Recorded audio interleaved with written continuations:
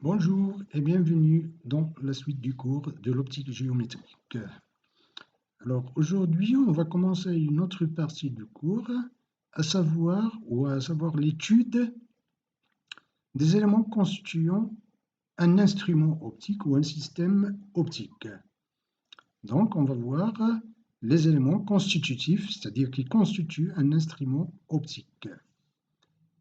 Dans cette partie ou dans les parties qui vont suivre, il y a des formules que vous devez connaître.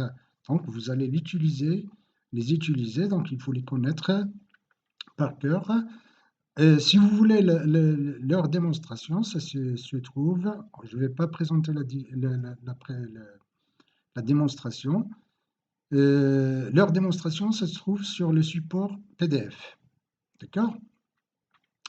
Et donc, les éléments constituant un instrument optique sont principalement ce qu'on appelle les miroirs et les dioptres. On va voir aussi les lentilles et le prisme, mais les lentilles sont constituées par les dioptres ainsi que le prisme. Donc, on va voir ces deux parties-là d'abord, et on va commencer tout de suite par les miroirs. Et on va voir tout d'abord le miroir sphérique, donc un miroir sphérique, dans les conditions d'approximation de Gauss. CAG, conditions approximation de Gauss. Tout d'abord, c'est quoi un miroir sphérique? Un miroir sphérique, c'est une portion, c'est un morceau de sphère réfléchissante, puisque c'est un miroir, donc il réfléchit la lumière. Donc c'est un miroir sphérique est une portion de sphère réfléchissante.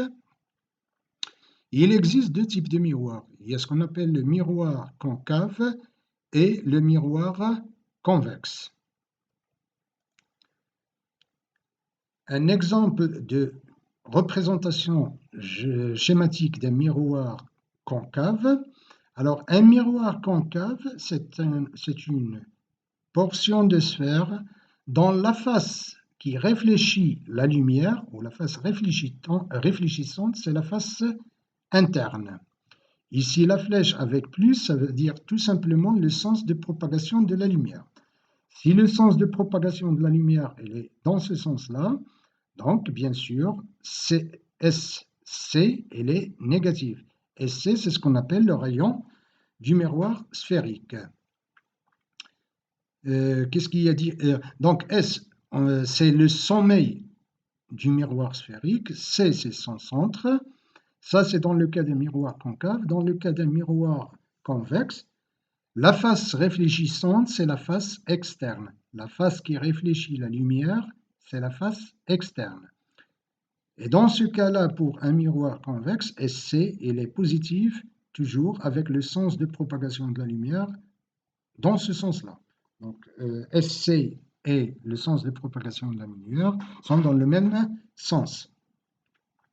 Donc, SC, c'est le centre du miroir, S, c'est le sommet du miroir, ce n'est autre que l'intersection du miroir sphérique avec l'axe optique principal, et le rayon de courbure algébrique du miroir, c'est SC. Voilà. Autre chose pour différencier ces deux types de miroirs, concave et convexe. Alors, un miroir convexe, c'est un miroir divergent, c'est-à-dire un rayon qui arrive sur la face réfléchissante, il sera réfléchi vers l'extérieur est loin de l'axe optique. Ici, je représentais simplement le prolongement du rayon réfléchi. La même chose ici. Donc, un miroir convexe, c'est un miroir divergent. Il éloigne les rayons incidents de l'axe optique.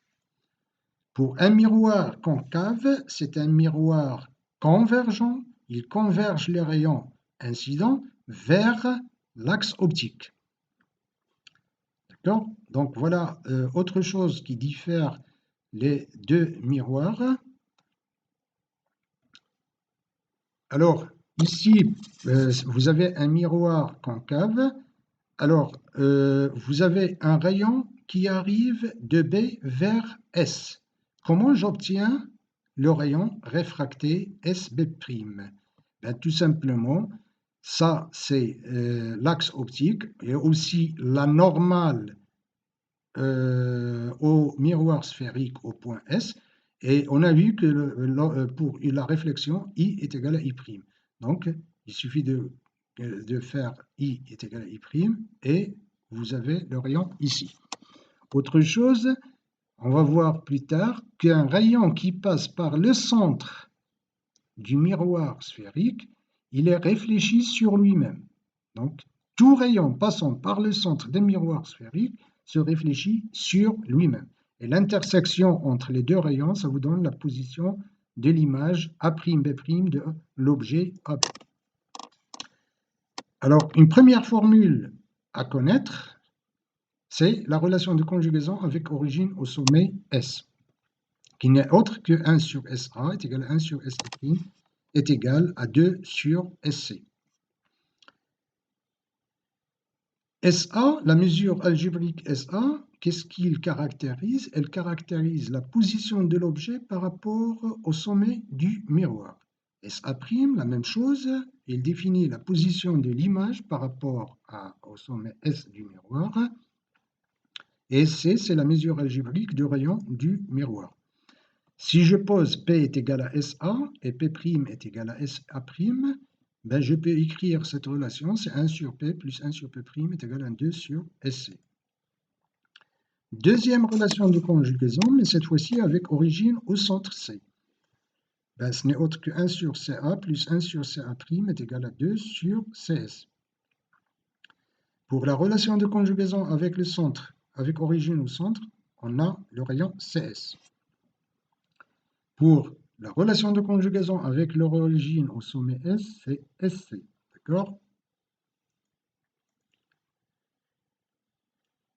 Autre chose, le grandissement linéaire ou transversal. À partir des triangles semblables SCAB et SA'B', je peux écrire gamma, qui est le grandissement linéaire ou transversal, est égal à la taille de l'image sur la taille de l'objet, qui est égale à moins SA' sur SA en utilisant la relation des triangles semblables.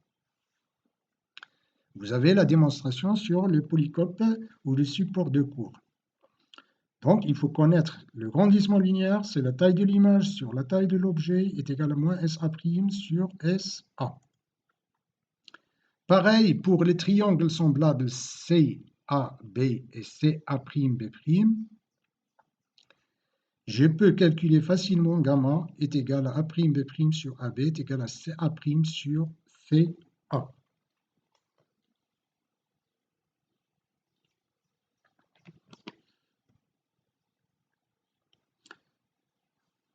Une remarque, si gamma en valeur absolue, il est supérieur à 1, ça veut dire que A'B' elle est plus grande que AB. Ça veut dire que l'image elle est plus grande que l'objet. Le contraire, si la valeur absolue de gamma était inférieure à 1, ça veut dire que l'image elle est plus petite que l'objet. Si gamma elle est supérieure à 0, dans ce cas-là, l'image elle est droite. Elle a le même sens que l'objet. S'il est négatif, l'image il est renversée comme dans ce cas-là.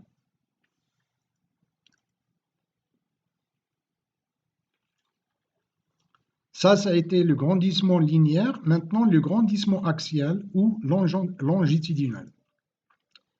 Ben, il est défini par G, qui n'est autre que dP' sur dP. dP', ça représente le déplacement de l'image. dP, c'est le déplacement de l'objet. Pour calculer ça, on va utiliser la relation de conjugaison qui est 1 sur P plus 1 sur P' est égal à 2 sur SC avec origine au sommet. Et je vais calculer la différentielle de cette relation. D de 1 sur P plus 1 sur P' est égal à D de 2 sur SC. Or, D de E2 sur SC, SC c'est constante, donc D de EC, 2 sur SC est égal à 0. Et la différentielle d'une somme, c'est la somme des différentiels. Donc D de 1 sur P plus D de 1 sur P' est égal à 0. D de 1 sur P, ce n'est autre que moins dP sur P carré, moins dP' sur P carré. C'est comme si vous dérivez la dérivée de 1 sur X, qui est égal à moins 1 sur X carré, mais vous dérivez par rapport à X, c'est-à-dire dx sur moins dx sur X carré.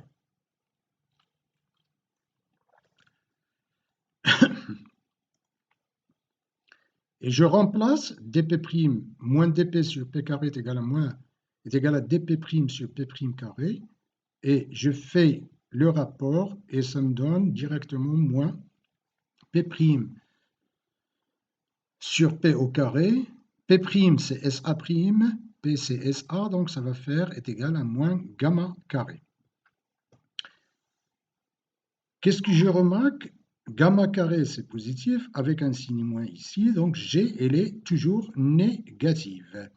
Si G est négatif, qu'est-ce que ça veut dire sur le rapport dP' sur dP?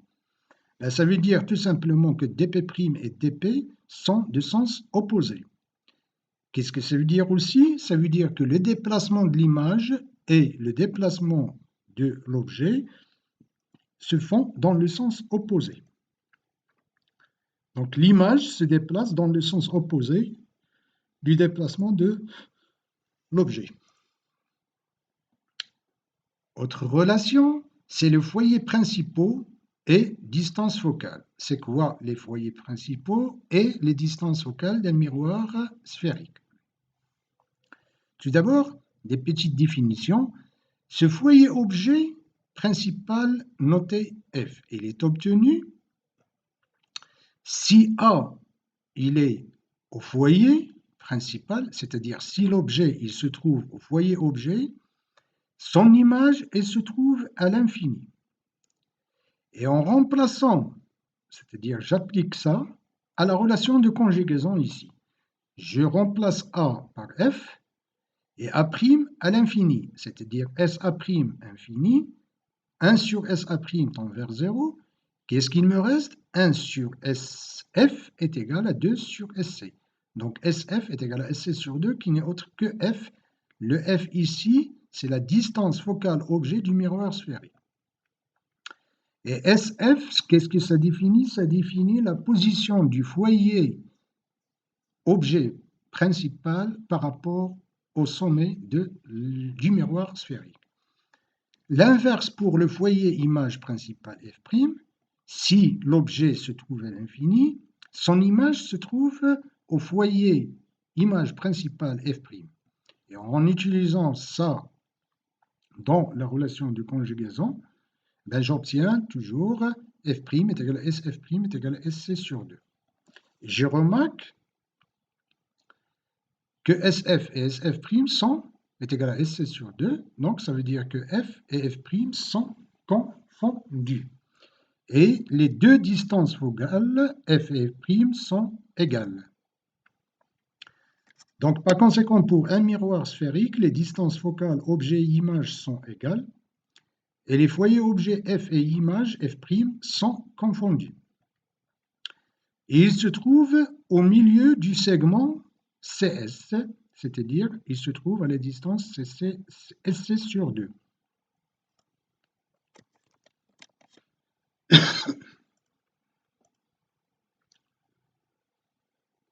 Une autre caractéristique ou une autre grandeur, c'est ce qu'on appelle la vergence d'un miroir sphérique, ou bien la convergence. La vergence V d'un miroir sphérique, il est égal à moins 1 sur SF, qui est égal à moins 1 sur SF', et qui est égal aussi à par rapport moins 2 sur SC en utilisant les deux relations précédentes. Donc V, c'est la vergence. Son unité, c'est le mètre moins 1 ou dioptrie. Donc dioptrie, c'est le mètre moins 1. Il est symbolisé par delta. D'accord? N'oubliez pas ça, la vergence, l'unité de la vergence, c'est mètre moins 1 ou dioptrie. Un dioptrie, c'est mètre moins 1. La relation de conjugaison du miroir sphérique avec origine au sommet devient tout simplement cette relation en fonction de la vergence. Et qu'est-ce qu'il définit cette vergence V? Il définit tout simplement la nature du miroir sphérique. Est-ce qu'il est convergent ou divergent?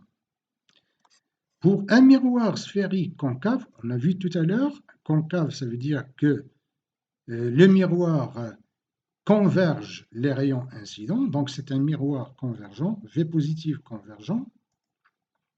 Pour un miroir convexe, V il est négatif, donc c'est un miroir divergent. Et ils sont représentés comme ça. Les rayons incidents convergent vers l'axe, et ici ils divergent et elles s'éloignent de l'axe.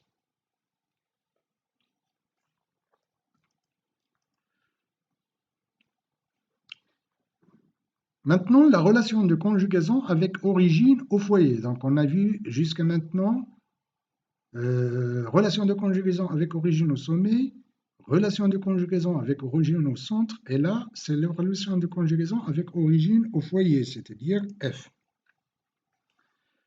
En utilisant les triangles semblables dans ce schéma-là, un triangle semblable FAB et FSJ, la relation, ces deux triangles sont semblables, donc je peux écrire la relation suivante. SJ, ce côté-là sur AB, est égal à FS sur FA. Or, SJ, c'est quoi? SJ, cette distance-là, c'est quoi? C'est A', B'. D'où le grandissement linéaire qui est égal à A'B', et A'B' sur AB, A'B' c'est SJ. Donc, je remplace dans cette relation-là SJ par A'B', donc j'aurai gamma, qui est égal à quoi? Fs, c'est quoi? C'est moins F, puisque F, c'est SF. Et donc, j'aurai cette relation-là. De même pour les triangles FA'B', FA'B' et FSI. Donc, je peux écrire cette relation-là. SI, c'est quoi? Cette distance-là, c'est AB. Et FS, c'est moins F. Donc, je peux écrire SI, c'est AB. Je remplace dans cette relation-là. Donc, j'aurai A'B' sur AB, qui n'est autre que gamma, qui est égal à FA' sur moins F. Et j'aurai d'une part gamma est égal à ça, et gamma est égal à ça. Je fais l'égalité entre les deux. Et j'obtiens la relation de conjugaison avec l'origine au foyer. Donc, c'est FA fois FA' est égal à F carré.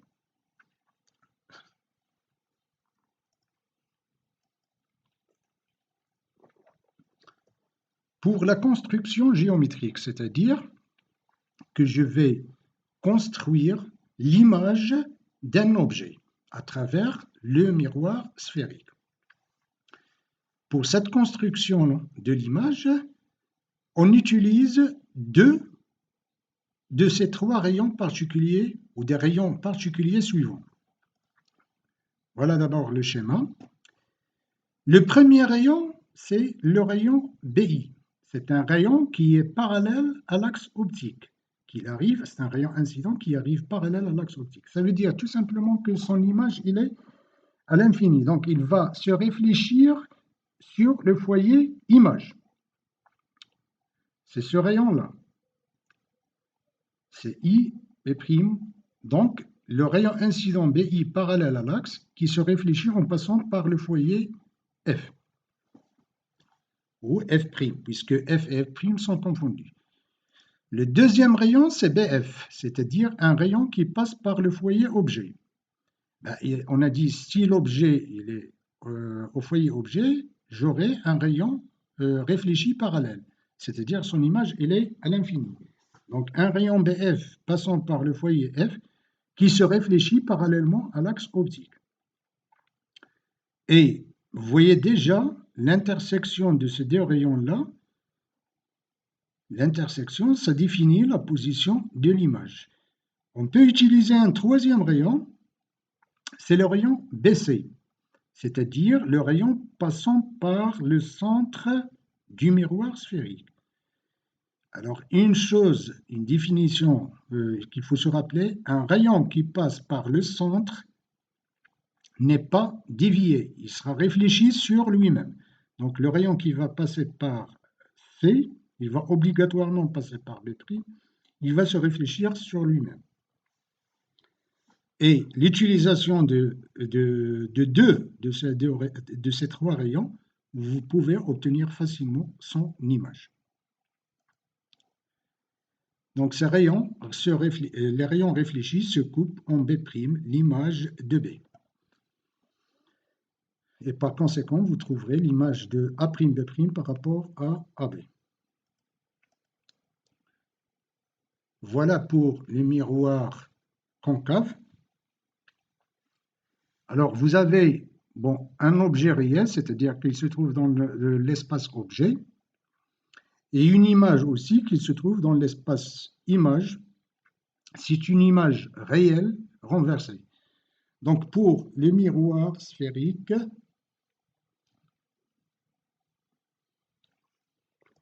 l'espace réel et l'espace image se trouvent du même côté. Ceci pour le miroir sphérique concave. Pour le miroir convexe, un rayon qui est parallèle, il va diverger. Comment il va diverger? Dans le prolongement, il va passer par F. Voilà. Je peux construire ce rayon-là en utilisant la règle de la réflexion, c'est-à-dire en traçant la normale. Ici, à ce point-là, la normale en ce point-là va passer par C, et j'utilise le fait que l'angle d'incidence est égal à l'angle de réflexion. Donc, et j'aurai le rayon réfracté dans ce sens-là. Et un autre rayon, c'est le troisième rayon de tout à l'heure, c'est-à-dire un rayon qui passe, dont le prolongement passe par le centre, il va être réfléchi sur lui-même. Et l'intersection des deux prolongements, ça vous donne le point B' qui détermine l'image de B. Et cette fois-ci, l'image, il se trouve dans l'espace image virtuel. Je répète encore une fois, pour le miroir, l'espace objet réel et l'espace image réel se trouvent dans le même côté. Donc, ce cas-là, c'est une image virtuelle, elle est droite, donc elle a le même sens que l'objet. Ici, elle est renversée pour le miroir concave, et ainsi de suite. Voilà pour la construction géométrique. Et voilà pour le miroir sphérique. Un petit mot sur le miroir plan. Un miroir plan, c'est quoi par définition? C'est une surface plane réfléchissante, c'est-à-dire c'est une surface plane qui réfléchit la lumière. Ou bien aussi c'est un miroir sphérique dont le rayon de courbure est infini. Le miroir plan, c'est un système optique centré qui réalise un stigmatisme rigoureux pour tous les points de l'espace. Et l'image A' d'un point A, et il est symétrique par rapport à son plan, au plan de symétrique, au miroir plan, c'est-à-dire que A et A' sont symétriques par rapport au miroir plan. Une autre chose, c'est que les foyers principaux d'un miroir F et prime, d'un miroir plan, sont rejetés à l'infini, c'est-à-dire ils tendent vers l'infini. Donc dans ce cas-là, parce qu'il ne présente pas de foyer, donc on dit que le système ou le miroir plan, c'est un système afocal. Pour avoir la relation de conjugaison d'un miroir plan, il suffit d'utiliser la relation de conjugaison d'un miroir sphérique, et on va tendre avec un rayon SC est égal tend vers l'infini, et je remplace le S du miroir sphérique, qui est le sommet d'un miroir sphérique, par H. dans le cas d'un miroir plan. Et j'aurai la relation de conjugaison d'un miroir plan, c'est HA plus HA' est égal à 0. Par conséquent, HA est égal à moins HA', c'est-à-dire que A et A' ils sont symétriques par rapport à H. Voilà pour le schéma HA et HA'. Donc AB et A'B sont images virtuelles, ils sont symétriques parce que l'espace réel image, il se trouve du même côté de l'objet, de l'espace objet. Donc, image virtuelle et A et A' sont symétriques par rapport au miroir plan. Voilà, c'est ce que je viens de dire. L'objet et l'image sont toujours symétriques par rapport au miroir, mais de nature différente. Ça veut dire, si l'objet il est réel, l'image il est virtuelle. Si l'objet il est virtuel, l'image elle est réelle. Et enfin, le grandissement linéaire dans ce cas-là d'un miroir plan, ben, ce n'est autre que A', B', la taille de l'image sur la taille de l'objet. Si j'utilise la relation de conjugaison d'un miroir sphérique qui est égale à moins SA' sur SA, je remplace S par H et j'aurai moins HA' sur HA avec HA' est égal à moins HA, donc je trouve qu'il est égal à 1. Ça veut dire tout simplement que l'objet et l'image sont de même taille. Voilà pour les miroirs. N'oubliez pas, si vous avez des questions ou si vous n'avez pas compris quelque chose, vous pouvez m'envoyer un message sur la plateforme, je vous répondrai, et puis, éventuellement par email à mon adresse académique, vous l'avez. Donc, à la prochaine, et j'espère que j'étais clair. À la prochaine.